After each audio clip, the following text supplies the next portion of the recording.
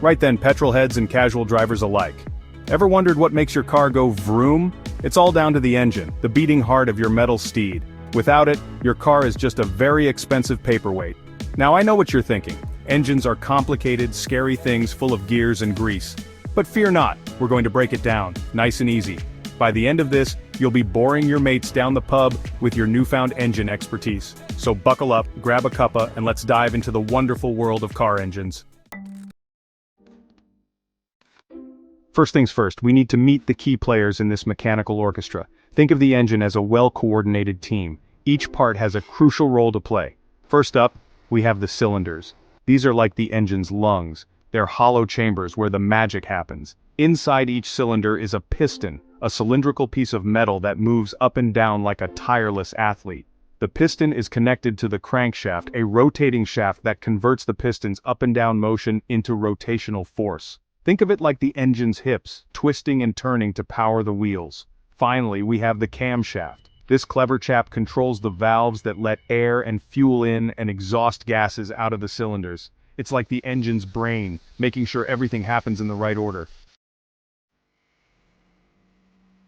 Now that we've met the team, let's see how they work together. Car engines operate on a 4-stroke cycle: intake, compression, combustion, exhaust. It's like a beautifully choreographed dance. Intake. The piston moves down, sucking air and fuel into the cylinder through an open valve. Imagine taking a deep breath. Compression. The piston moves back up, squeezing the air and fuel mixture tightly. Think of squashing a balloon. Combustion. This is where the spark plug ignites the compressed mixture, causing a small explosion that forces the piston back down. Boom! Exhaust. The piston moves back up, pushing the burnt gases out of the cylinder through an open exhaust valve. Time to exhale. This 4-stroke cycle repeats hundreds of times per minute, creating the power needed to move your car. Now, let's talk about fuel injectors. These are like the master chefs of the combustion process, ensuring the perfect blend of air and fuel is delivered to the cylinders. In older cars, carburetors were used, but they were about as precise as a drunken darts player. Fuel injectors, on the other hand, are like laser-guided missiles, precisely squirting fuel into the cylinders at just the right moment. This precise fuel delivery not only improves performance, but also reduces emissions, which is good news for the planet and your lungs. Want more power? Of course you do! That's where turbochargers come in. They're like giving your engine a shot of espresso. A turbocharger is essentially a fan that uses exhaust gases to spin a turbine. This turbine, in turn, forces more air into the cylinders. More air means more fuel can be burned, which means more power. It's like magic, but with more engineering and less pulling a rabbit out of a hat. Turbochargers can significantly boost engine power, making your car feel like a rocket ship. Now, you might be wondering about the difference between petrol and diesel engines. Both work on the same basic principles, but there are some key differences.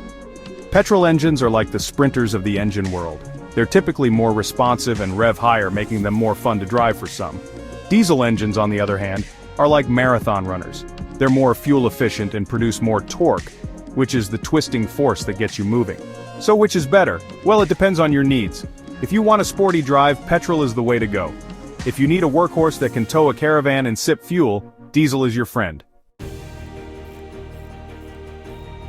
There you have it. The basic mechanics of a car engine. It's a complex dance of pistons, crankshafts, and explosions, all working in perfect harmony to propel your car down the road. Next time you turn the key and hear that satisfying roar, take a moment to appreciate the symphony of engineering happening under the bonnet. It's a testament to human ingenuity, and a reminder that even the most complex machines are often based on simple principles. Now, if you'll excuse me, I have a date with a twisty road and a car that's begging to be driven.